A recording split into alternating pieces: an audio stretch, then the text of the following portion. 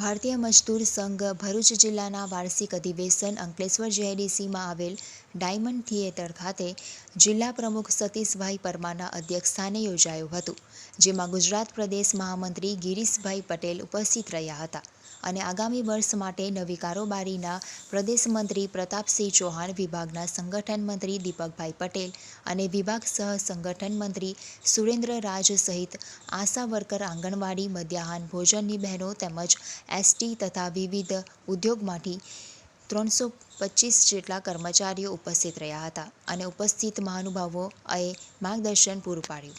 નમસ્કાર, મારું નામ સુરેન્દ્રસિંહ રાજ છે. સહસંગઠન મંત્રીની જવાબદારી છે.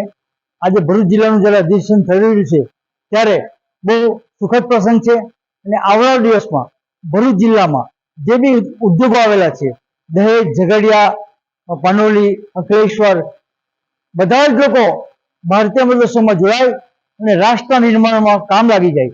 ભારતીય મજદૂર સંઘ આ દેશનું પ્રથમ ક્રમાંકનું યુનિયન છે, જેમાં 3 કરોડ લોકો અત્યારે જોડાયેલા છે. તો બધા આવો સાથે મળીને કામ કરીએ અને દેશને જગાવીએ. ભારત માતા કી જય. ભારતીય મજદૂર સંઘ ગુજરાત પ્રદેશ મંત્રી પ્રતાપસિંહ ચૌહાણ આજ રોજ તારીખ 27/4/25 રોજ ભારતીય મજદૂર સંઘ ભરૂચ જિલ્લાનું સંમેલન રાખવામાં આવેલું છે, જેમાં વિવિધ ઉદ્યોગોના 300 ઉપરાંત કામદારો હાજર છે અને ભારતીય મજદૂર સંઘની નવી કારોબારીની રચના કરનાર છે, જેમાં ભારતીય મજદૂર સંઘ ગુજરાત પ્રાંતના પ્રદેશ મહામંત્રી શ્રી ગિરીશભાઈ પટેલ નવી કારોબારીની રચના કરશે અને આવનાર દિવસોની અંદર ભારતીય મજદૂર સંઘની રણનીતિ અને ભારતીય મજદૂર સંઘના કામદારોના કામ પ્રત્યે અને આગામી કાર્યક્રમ અંગેની ચર્ચા કરવામાં આવશે અને ભારતીય મજદૂર સંઘમાં નવા કાર્યકર્તાઓ જોડાય એ બાબતની વિવિધ માંગણીઓ છે તે માંગણીઓ રજૂ કરવામાં આવશે. અસ્તુ ભારત માતા કી જય.